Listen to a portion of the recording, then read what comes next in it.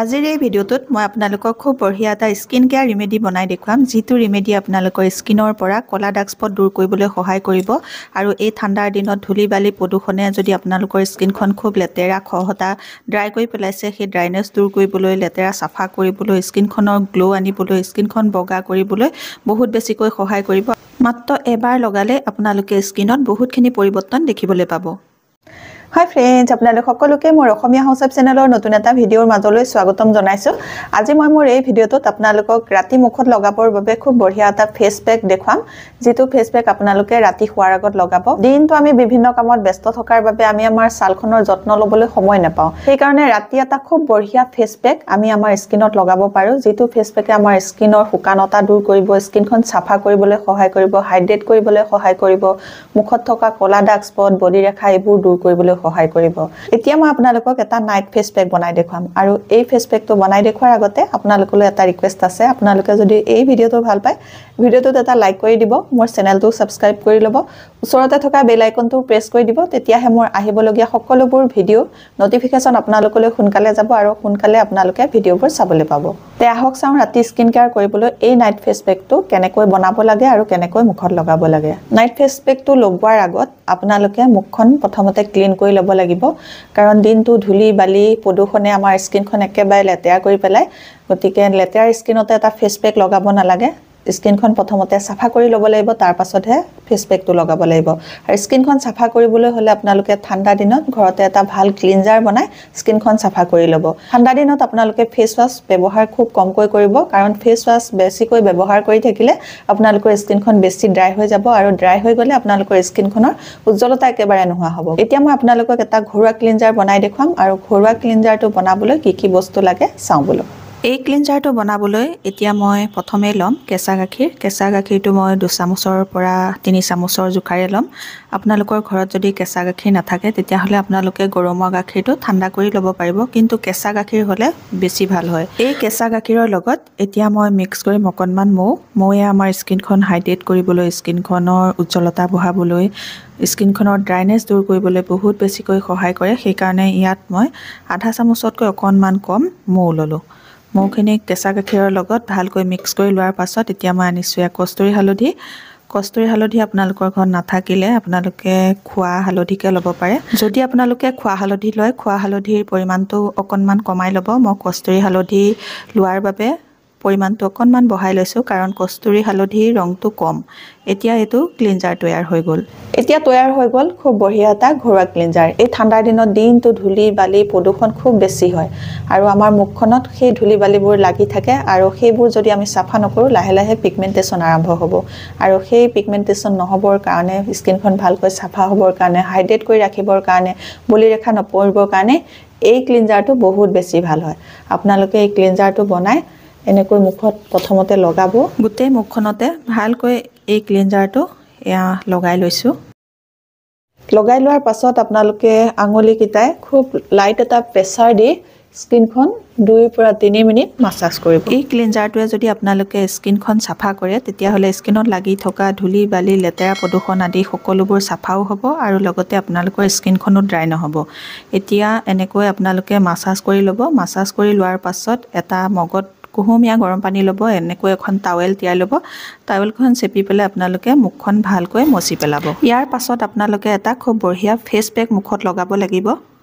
এতিয়া মই ক্লিন কৰাৰ পাছত মুখখন মচি ল'লো। মুখখন মচি লোৱাৰ পাছত স্কিনখন চুই খুব সফট যেন লাগিব, স্কিনখন খুব ভালকৈ চাফাও হৈ যাব। ইয়াৰ পাছত ফেস পেকটো লগাব লাগিব আৰু সেই ফেস পেকটো বনাবলৈ কি কি বস্তু লাগে, কেনেকৈ বনাব লাগে, কেনেকৈ লগাব লাগে চাওঁ বলক। এতিয়া মই তৈয়াৰ কৰিম স্কিনখন হাইড্ৰেট কৰি ৰাখিবলৈ, ঠাণ্ডাৰ দিনত স্কিনখন গ্লো কৰিবলৈ খুব বঢ়িয়া এটা ফেস পেক আৰু তাৰ কাৰণে মোক লাগিব এয়া পিঠাগুড়ি। পিঠাগুড়ি মই ডাঙৰ 1 চামুচৰ জোখাৰে লৈছোঁ। এই পিঠাগুড়িৰ লগত এতিয়া মই মিক্স কৰিম আকৌ কস্তুৰী হালধি। কস্তুৰী হালধি আমাৰ স্কিন গ্লো কৰিবলৈ সহায় কৰে, সেইকাৰণে মই কস্তুৰী হালধি লৈছোঁ। কস্তুৰী হালধি মই আধা চামুচৰ জোখাৰে লৈছোঁ।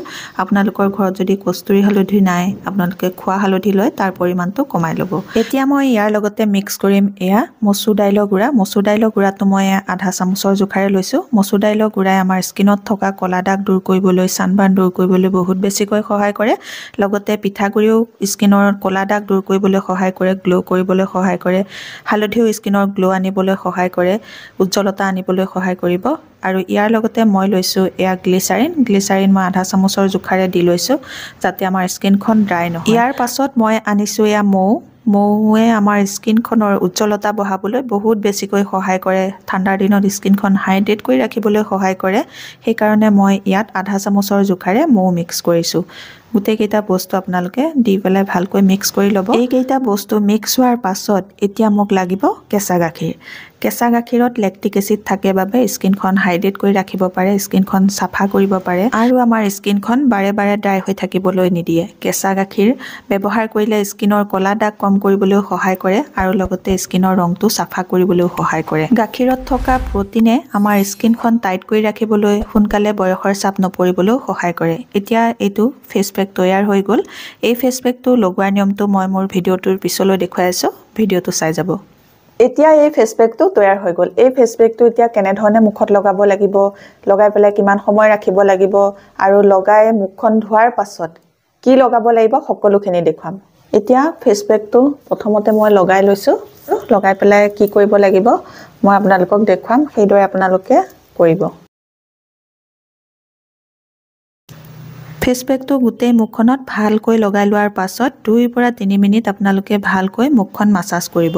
এই 2-3 মিনিট মাছাজ কৰি থাকোঁতে যদি আপোনালোকৰ হাতখন শুকান লাগে, ফেচ পেকটো শুকাই যোৱাৰ দৰে লাগে, তেতিয়াহ'লে আপোনালোকে অকণমান কুহুমীয়া গৰম পানীয়ে হাতখন তিয়াই মুখত লগাই আপোনালোকে আকৌ মুখখন মাছাজ কৰি থাকিব। এই ফেচ পেকটো লগাই আপোনালোকে 2-3 মিনিট যদি এনেকৈ মাছাজ কৰি দিয়ে, তেতিয়াহ'লে আপোনালোকৰ স্কিনত এটা ভাল স্কাৰ্বৰ কাম কৰিব আৰু লগতে স্কিনত লাগি থকা যিবোৰ ডেড স্কিন চেল, শুকান ছাল, মৃত ছাল, সেইবোৰ দূৰ হ'বলৈ সহায় কৰিব। আৰু মৃত ছালবোৰ যেতিয়া স্কিনৰ পৰা দূৰ হ'ব, স্কিনত উজ্জ্বলতা বাঢ়িব, স্কিনখন মিহি হ'ব, নিমজ হ'ব, ছফ্ট যেন লাগিব আপোনালোকৰ স্কিনখন। আৰু এতিয়া মই কি কৰিলোঁ, যিখিনি ফেচ পেক বাকী আছিলে 3 মিনিট মাছাজ কৰাৰ পাছত মই সেই ফেচ পেকখিনি মুখত আকৌ এটা প্ৰলেপ লগাই দিলোঁ। লগাই দিয়াৰ পাছত মই এতিয়া 10 মিনিট ৰাখিম। 10 মিনিটৰ পাছত এতিয়া মই মুখখন ধুই দিম। ফেচ পেকটো লগাই 10 মিনিট ৰাখি মই মুখখন ধুই দিলোঁ। মুখখন ধোৱাৰ পাছত এতিয়া স্কিনখন ভালকৈ চাফা হৈ গ'ল। স্কিনত লাগি থকা যিবোৰ লেতেৰা, ধূলি, বালি, প্ৰদূষণ খুব ভালকৈ চাফা হৈ গ'ল। এতিয়া চাফা হৈ যোৱাৰ পাছত ৰাতি আপোনালোকে মুখত লগাবৰ বাবে খুব বঢ়িয়া এটা ৰেমেডি তৈয়াৰ কৰিম। এই ৰেমেডিটো তৈয়াৰ কৰিবলৈ প্ৰথমে আমাক লাগিব অকণমান নাৰিকল তেল। নাৰিকল তেল আপোনালোকে 4-5 টোপাল মানৰ জোখাৰে লৈ ল'ব। 4-5 টোপাল নাৰিকল তেলৰ লগত এতিয়া মই মিক্স কৰিম অকণমান বাদাম ৰগন তেল। বাদাম ৰগন তেলটো স্কিনৰ কাৰণে বহুত বেছি ভাল হয়, স্কিনখন টাইট কৰি ৰাখিবলৈ। বাদাম ৰগন অইলো মই ল'লোঁ 4-5 টোপাল মানৰ জোখাৰে। নাৰিকল তেল আৰু বাদাম ৰগন অইল সমান জোখত। এতিয়া মই ইয়াৰ লগতে মিক্স কৰিম 2 টোপাল ভিটামিন ই কেপচুলৰ অইলটো। এতিয়া মই ভিটামিন ই কেপচুলৰ অইল 2 টোপাল দিয়াৰ পাছত গোটেইকেইটা বস্তু এয়া মিক্স কৰি ল'লোঁ। মিক্স কৰি লোৱাৰ পাছত গোটেই মুখখনতে ভালকৈ এয়া লগাই দিম। এনেকৈ টেপ কৰি আপোনালোকে লগাই ল'ব। লগাই লৈ আপোনালোকে 1 পৰা 2 মিনিট ভালকৈ মাছাজ কৰি দিব যাতে এইটো আপোনালোকৰ মুখতে ভালকৈ এবজৰ্ব হৈ যায়। মুখত যদি ক'লা দাগ পৰিছে, স্কিনখন বেছিকৈ আপোনালোকৰ ঠাণ্ডা দিনত ড্ৰাই হৈ গৈছে, তেতিয়াহ'লে আপোনালোকে ৰাতি শোৱাৰ আগত এই ৰেমেডিটো লগাই শুব। আপোনালোকৰ স্কিনখনো হাইড্ৰেট হৈ থাকিব আৰু লাহে লাহে আপোনালোকৰ মুখৰ ক'লা দাগ দূৰ হ'বলৈ সহায় হ'ব। এইদৰে আপোনালোকে এই ক্ৰীমটো বনাই লগালে এটা ভাল নাইট ক্ৰীমৰ কাম কৰিব। আপোনালোকে নাইট ক্ৰীম নিকিনাকৈ এইটো ব্যৱহাৰ কৰিব পাৰিব। ঠাণ্ডা দিনত ৰাতি এইদৰে আপোনালোকে স্কিন কেয়াৰ কৰিব। আপোনালোকৰ স্কিনখন হাইড্ৰেট হৈ থাকিব, স্কিনখন কোমল হ'ব, নিমজ হ'ব, স্কিনখন গ্ল'য়িং হৈ যাব। আপোনালোকৰ স্কিনখনত যদি বলিৰেখা আহিছে, লাহে লাহে বলিৰেখা দূৰ হ'ব। ক'লা দাগ যদি পৰিছে, লাহে লাহে ক'লা দাগৰ সমস্যা দূৰ হ'ব। আজিৰ এই ভিডিঅ'টো ইমানেই আছিলে। আপোনালোকে নিশ্চয় এই ভিডিঅ'টো ভাল পাইছে। যদি ভাল পাইছে তেতিয়াহ'লে মোৰ ভিডিঅ'টোত এটা লাইক কৰিব, মোৰ চেনেলটো ছাবস্ক্ৰাইব কৰি ল'ব, ওচৰতে থকা বেল আইকনটো প্ৰেছ কৰি আপোনালোকৰ ফ্ৰেণ্ডৰ লগত এই ভিডিঅ'টো শ্বেয়াৰ কৰি দিব। নতুন এটা ভিডিঅ'ৰ সৈতে, নতুন এটা বেলেগ টিপছৰ সৈতে আপোনালোকৰ মাজলৈ আকৌ আহিম। তেতিয়ালৈকে নমস্কাৰ, আজিলৈ আহোঁ।